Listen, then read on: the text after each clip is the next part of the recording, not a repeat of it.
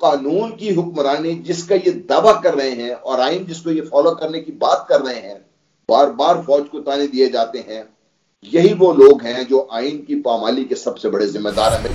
فوج کو تقسیم کرنے کی کوشش کی جا رہی ہے کہ جس راستے پر میاں صاحب چل رہے ہیں، جس طریقے سے انہوں نے اپنے لیے 12 اکتوبر 99 کروایا تھا، اب یہ اس قسم کی چیز ہوگی تو ان کا نقصان ہوگا۔ اور آپ جانتے ہیں کہ رینک اینڈ فائل کا ری ایکشن جو ہے وہ سینئر لیڈرشپ کے لیے سب سے زیادہ مشکل اس کو ہینڈل کرنا ہوتا ہے۔ میاں صاحب بیہائنڈ دا سین چونکہ ڈیل میکر ہیں اور ڈیلر ہیں، وہ خیال یہ تھا کہ جس طرح پہلے ڈیل کے ساتھ وہ پاکستان سے باہر چلے گئے تھے تو جو معاملات تھے ان کے حق میں ہوتے جائیں گے۔ چیف آرمی اسٹاف DI ان سب پہ انہوں نے تنقید، بڑی سخت تنقید کرنی اس پہ شروع کر دی ہے۔ تو خیال یہ ہے کہ جب یہ کنٹروورشل ہو جائے گا سارا سسٹم، ان کے لیے بہت گنجائش نکل سکتی ہے۔ آپ کو کبھی یہ لگتا ہے کہ وہ فوج کو پرووک کرنے کی کوشش کر رہے ہیں کہ وہ پرووک ہو اور پورا نظام ہی ختم ہو جائے؟ اگر فوج ریئیکٹ کرتی ہے، فوج آ جائے گی تو پھر سارا عدالتی نظام، سارا آئین، سارا ایک طرف، وہ ان کو موقع مل جائے گا، بہت سپیس مل جائے گی پھر ان کو۔ کل کے جلسے میں میاں صاحب کو میرا خیال ہے صاحب انکار کر دیا زرداری صاحب نے کہ آپ یہاں پر اس قسم کی بات نہیں کر سکتے۔ ان کو جو رعایتیں چاہیے وہ حکومت دینے کو تیار نہیں ہے کہ زبیر صاحب کو بار بار بھیجا گیا چیف کے پاس، ادھر سے بھی ان کو ابھی تقریباً انکار ہو گیا ہوا ہے کہ اگر آج اس صدر کی گرفتاری کے اس کی مذمت کر رہے ہیں تو مطلب یہ ہے کہ وہ قوانین جو بنے ہیں وہ کسی آئین کے تحت ہی بنے ہیں نا۔ اگر اس قوانین کی رسپیکٹ نہیں ہے تو آئین کی رسپیکٹ کہاں سے آ گئی؟ تو بدقسمتی یہ ہے کہ جو آئین کی بالادستی کا دعویٰ کرنے والے ہیں، آئین کو تباہ کرنے والے بھی یہی لوگ ہیں۔ تو کتنی مداخلت کرتی ہے فوج کا ادارہ، کس حد تک تنگ کرتا ہے سویلین حکومت کو؟ نواز شریف صاحب اس وقت وزیر اعظم تھے تو انہوں نے جناب صرف نواز ان کو کئی دفعہ کہا کہ آپ سندھ میں موو کریں ڈاکوؤں کے خلاف۔ جناب صاحب کہا جی دیکھیے فوج کو اس طریقے سے استعمال کیجیے، آپ کے پاس پولیس ہے، آپ کے پاس رینجرز ان کو آپ استعمال کریں، لیکن میاں صاحب اس کے بضد تھے۔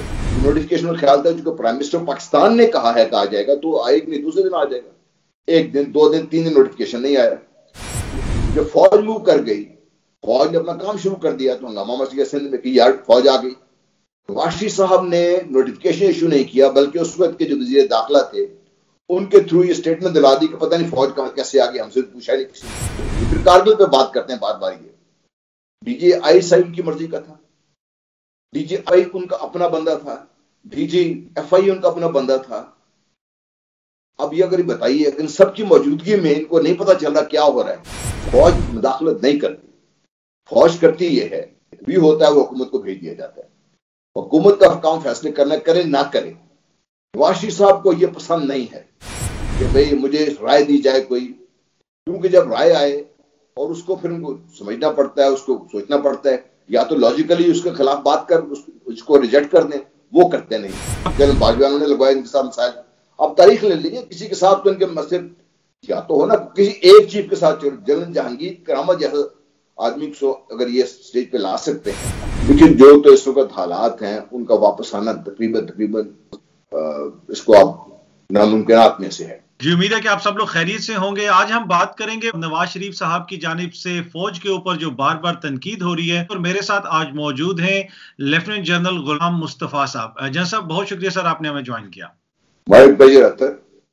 اچھا سر، سب سے پہلے تو میں آپ سے یہ پوچھوں گا کہ میاں صاحب کافی عرصے سے خاموش تھے، اس پہ پہلے بھی تبصرے بھی ہو چکے، لوگوں نے اپنی رائے بھی دی ہے۔ صرف آپ سے میں یہ پوچھنا چاہوں گا کہ آپ کو کیا لگتا ہے کہ اچانک میاں صاحب اتنے اگریسو کیوں ہو گئے اتنا عرصہ خاموش رہنے کے بعد؟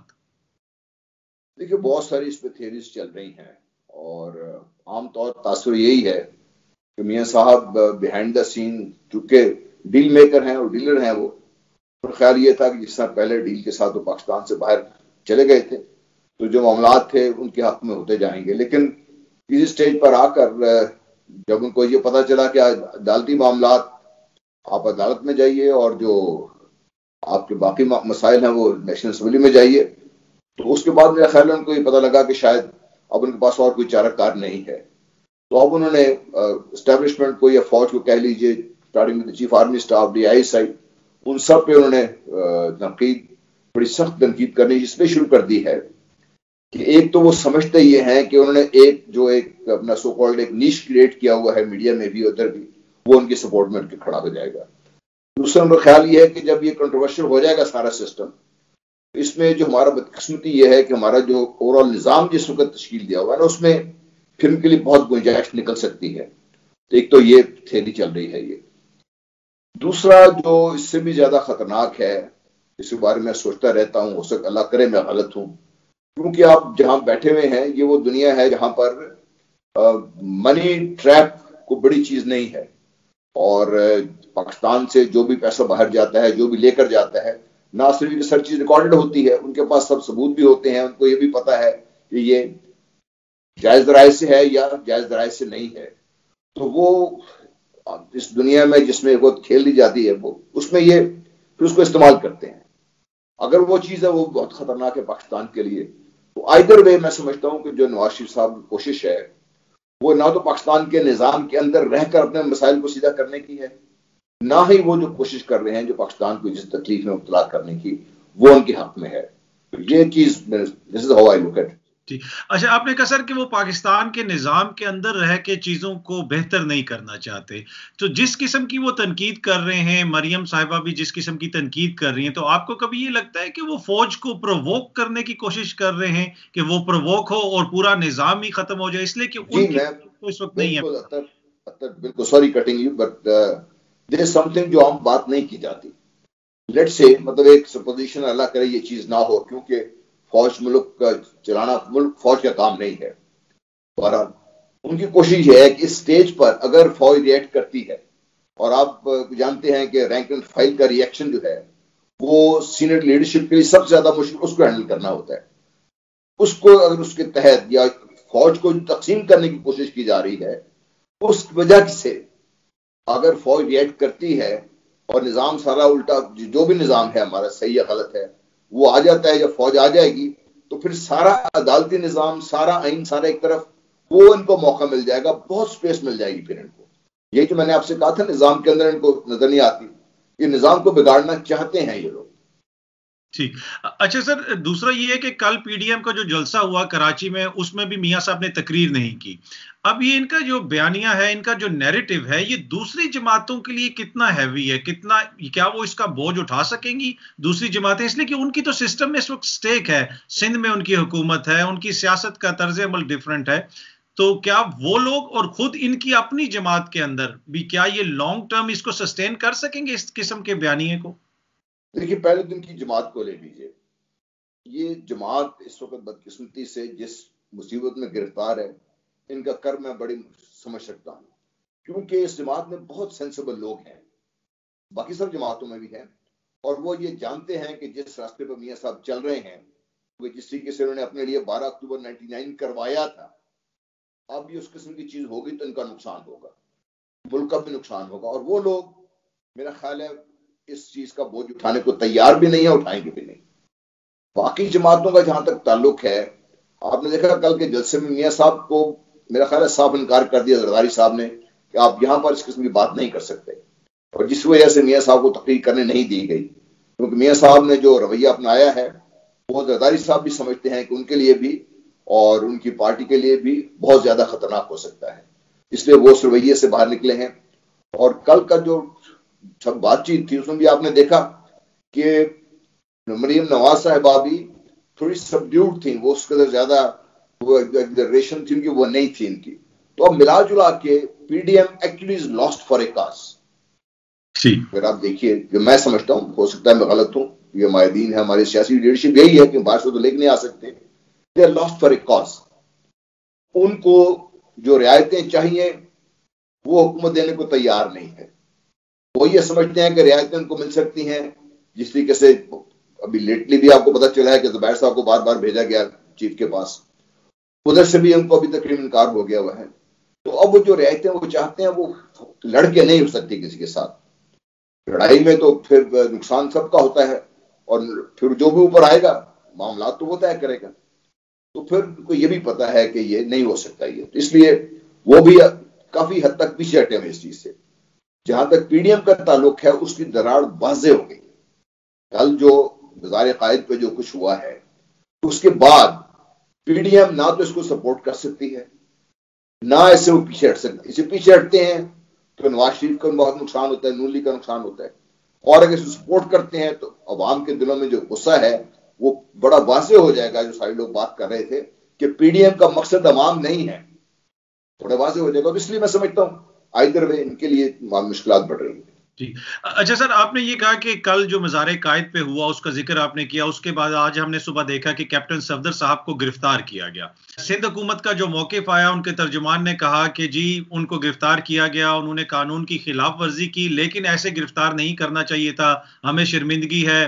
ابھی مولانا صاحب بھی کہہ رہے تھے کہ مجھے آصف علی زرداری صاحب نے کہا کہ مجھے شرمندگی ہے کہ ان کو ایسے گرفتار کیا گیا. ایک طرف کہہ رہے ہیں کہ جی انہوں نے قانون بھی توڑا لیکن ان کو گرفتار نہیں کرنا چاہیے تھا. دوسری طرف محمد زبیر صاحب نے کہا کہ آئی جی سندھ کو ہی اغوا کر لیا تھا.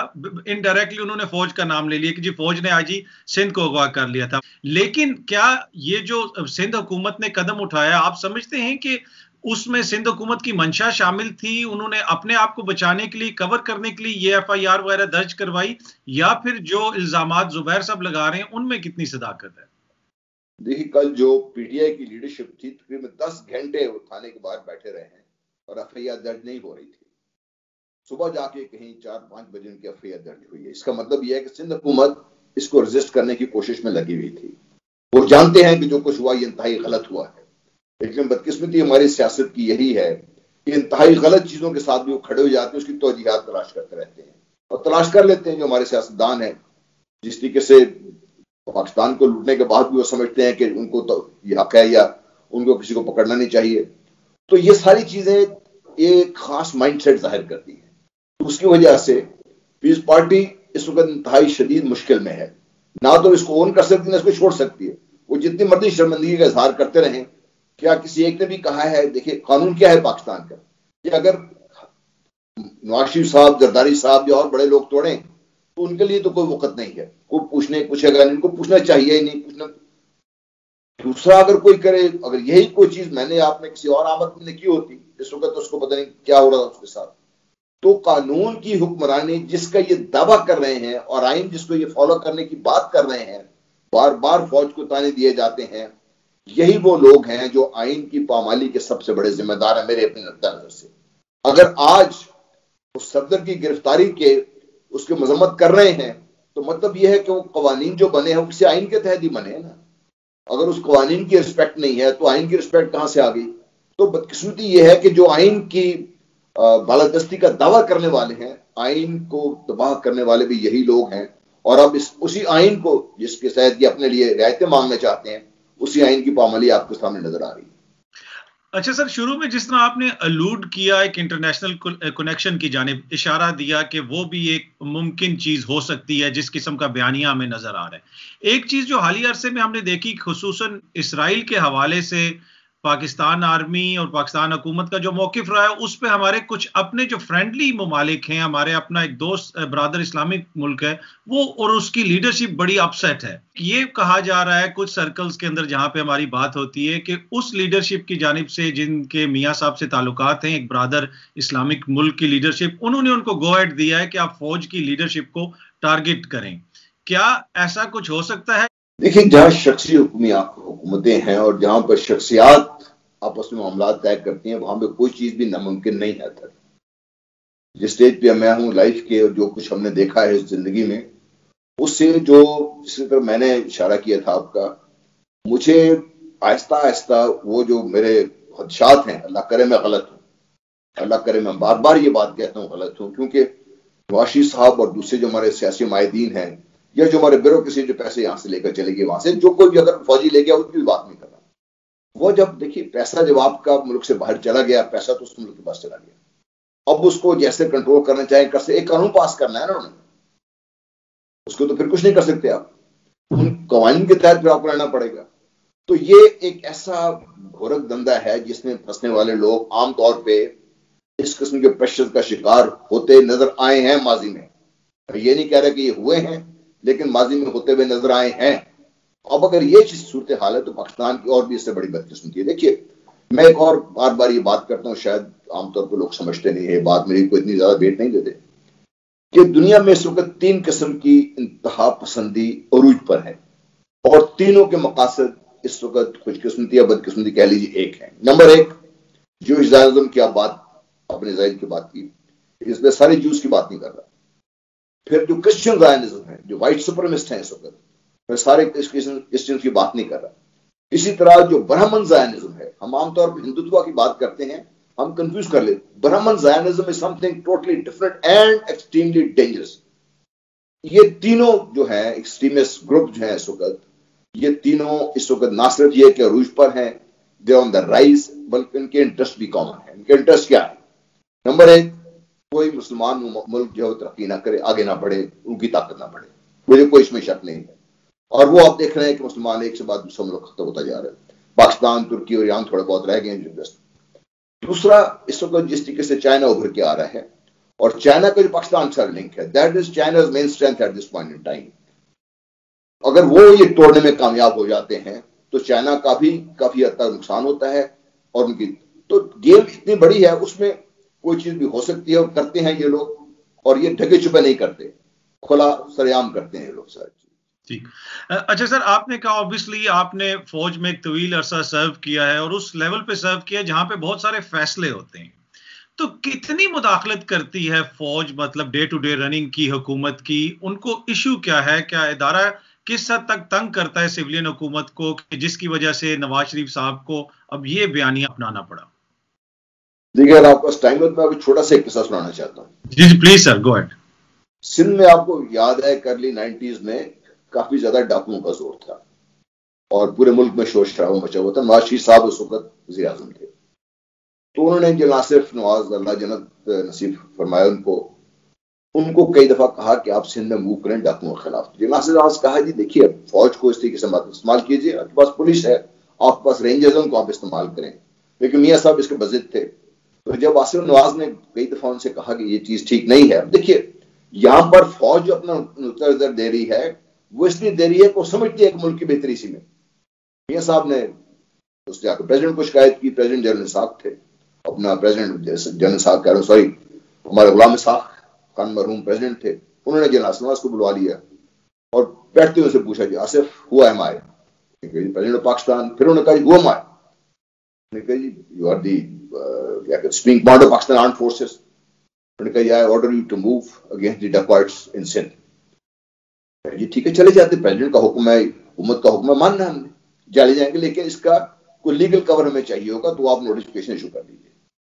پرائم منسٹر کا جی نواز شریف صاحب بھی ساتھ بیٹھے ہوئے، کہیں ضرور کر دیتے. ناصر نواز واپس ہے، فوج کا جو طریقہ کار ہے آپ کو پتا ہے، انہوں نے جاری کر دیا کہ نوٹیفکیشن کا خیال تھا چونکہ پرائم منسٹر پاکستان نے کہا ہے کہ آ جائے گا تو آئے گا نہیں، دوسرے دن آ جائے گا. ایک دن، 2 دن، 3 دن نوٹیفکیشن نہیں آیا. اور یہ میں آپ کو بتا رہا ہوں، بالحقیقت بتا رہا ہوں. یہ انہوں نے فوج کا انہوں نے پھر نوٹیفکیشن بنا کے پرائم منسٹر آفس کو بھیجا کہ آپ اس کے لیگل چیک کروا کے اس کو ایشو کروا دیجیے. فوج تو موو کر گئی ہے. جب فوج موو کر گئی، فوج نے اپنا کام شروع کر دیا، تو ہنگامہ مچ گیا سندھ میں کہ یار فوج آ گئی. نواز صاحب نے نوٹیفکیشن ایشو نہیں کیا، بلکہ اس وقت کے جو وزیر داخلہ تھے ان کے تھرو یہ اسٹیٹمنٹ دلا دی کہ پتہ نہیں فوج کہاں کیسے آ گئی، ہم سے پوچھا نہیں کسی نے. اب آپ یہ بتائیے اس میں فوج کا قصور کہاں سے آ گیا؟ یہ میں صرف اب اس لیے بتا رہا ہوں کہ یہ طریقہ کار، اس سے پہلے بھی بہت ساری چیزیں ہوئی ہیں. پھر کارگل پہ بات کرتے ہیں بار بار. یہ ڈی جی آئی صاحب کی مرضی کا تھا، ڈی جی آئی بائی ان کا اپنا بندہ تھا، ڈی جی ایف آئی ان کا اپنا بندہ تھا. اب یہ اگر بتائیے ان سب کی موجودگی میں ان کو نہیں پتا چل رہا کیا ہو رہا ہے، تو پھر بتائیے. تو میرا کہنے کا مقصد ہے کہ فوج مداخلت نہیں کرتی. فوج کرتی یہ ہے کہ فوج بھی اس ملک کا ایک حصہ ہے، حکومت کے انڈر ہے. فوج جب سمجھتی ہے جو بھی معاملات جیسے بھی فوج کے ہوں، تو فوج کا طریقہ کار ہے، وہ ڈسکشن ہوتی ہے کہ سر یہ معاملات ہیں جس سے ہمارے سپاہی بھی افیکٹ ہو رہے ہیں، ان کی فیملیز افیکٹ ہو رہی ہیں، ہمارا اپنا خیال ہے یہ ملک کے لیے، سلامتی کے لیے بھی بہتر نہیں ہے. تو اس نقطۂ نظر سے فوج کا جو ایک ویو ہوتا ہے وہ حکومت کو بھیج دیا جاتا ہے. حکومت کا کام فیصلے کرنا، کرے نہ کرے. نواز شریف صاحب کو یہ پسند نہیں ہے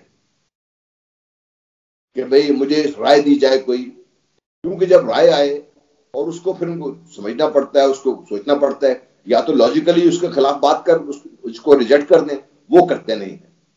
تو یہ یہاں سے مسائل شروع ہوتے ہیں. دیکھیے جنرل باجوہ نے لگوائے ان کے ساتھ مسائل. آپ تاریخ لے لیجیے، کسی کے ساتھ تو ان کے مسئلے یا تو ہونا کسی ایک چیف کے ساتھ. جنرل جہانگیر کرامت جیسا آدمی کو اگر یہ سٹیج پہ لا سکتے ہیں تو وجہ کیا تھی؟ سمپل، انہوں نے کہا جی ایک تو جنرل فوج اس وقت ان رائٹنگ بھیج دیتی تھی پرائم منسٹر کو، وہ ان کو پسند نہیں تھا کہ وہ ریکارڈ پہ آ جاتی چیزیں. دوسرا ان کو یہ پسند نہیں تھا کہ جب جنرل کرامت نے ایک رائے دی، چیف آرمی اسٹاف کی رائے ہے، آپ قبول کریں نہ کریں مرضی آپ کی، انہوں نے کہا جی نیشنل سیکورٹی کاؤنسل ہونی چاہیے۔ میاں صاحب نے اگلے دن بلا کے جی آپ نے ہماری بدقسمتی سے ایک رائے کے اتنا ناراض ہوئے، جنرل کرامت نے ان کو ریزائن کر دیا۔ تو یہ سوچ ہے۔ اب میاں صاحب کا بیانیہ بڑا سخت ہے، لیکن اگر ہم ماضی میں بھی دیکھیں، 90s میں بھی دیکھیں، تو میاں صاحب جو ہی اقتدار سے باہر ہوتے ہیں وہ سخت بیانات دیتے ہیں۔ حالیہ دنوں میں انہوں نے میزائلوں کے حوالے سے ایک بیان دیا، لیکن 94 میں جب محترمہ کی حکومت تھی اور یہ بار بار فوج سے کہہ رہے تھے کہ اس حکومت کا خاتمہ کریں، تو اس وقت بھی انہوں نے بیان دے دیا تھا کہ پاکستان نے تو ایٹم بم بنا لیا ہے، جسے ابھی بھی اس کی خبر انٹرنیٹ پہ لگی ہے، بھارتی میڈیا نے بھی اس کو بڑا کور کیا۔ تو کہنے کا مقصد یہ ہے کہ یہ کیا ایک وقتی فیز ہے، آج کل وہ ناراض ہیں اس وجہ سے ان کا بیانیہ اتنا سخت ہو گیا ہے، یا پھر اب ان کے لیے ممکن نہیں ہوگا اس بیانیے کے بعد کہ وہ جو سسٹم ہے اس کے اندر رہتے ہوئے واپس آئیں؟ دیکھیں جو تو اس وقت حالات ہیں ان کا واپس آنا تقریباً میں سمجھتا ہوں کہ اس کو آپ ناممکنات میں سے ہے، لیکن پاکستان ہے، دنیا کچھ بھی ہو سکتا ہے۔ دوسری چیز ہے، دیکھیے اس کرائی فار ہیلپ کہ آپ میری بھی سنیں، کو میرے لیے طرف بھی بات کریں، میرے ساتھ بھی کریں۔ ان کا خیال یہ ہے کہ یہاں سے فرام دس ویری اسٹرانگ جو نا اسٹینڈ ہے ان کا، یا جو بھی ان کے نیریٹو ہے، وہ اس کے بعد آہستہ آہستہ نیچے آ سکتے ہیں اور کسی سٹیج پہ کمپرومائز ہو سکتا ہے۔ اور وہ جسی سے میں نے کہا نا کہ deal making is what he is good at, اب وہ اس ڈیل میکنگ کے لیے یہاں سے نیچے آنے کے ایبسولوٹلی آئی ایم شیور اگر بات چیت جب بھی شروع ہوگی اگر ہوتی ہے تو he will come back down from there, but he need some guarantees for it. On the other hand دیکھیے اس پہ اگر آپ کمپرومائز کرنا شروع کرتے ہیں، جو ہمارا وتیرہ رہا ہے کہ ہم پولیٹیکل ایکسپیڈینسی کے لیے بہت کمپرومائز کرنا شروع کر دیتے ہیں، آپس میں پولیٹیشین کمپرومائز کرتے ہیں وہ الگ بات ہے، but when you talk about at this level جو نیشنل انسٹیٹیوشن کے خلاف بات کر رہے ہیں، جب کریں گے تو وہاں سے نیچے آئیں گے تو پھر معاملات خراب اور جگہ ہونے کا خطرہ ہے۔ جنرل غلام مصطفیٰ صاحب، سر بہت شکریہ، آپ نے ہمیں ٹائم دیا۔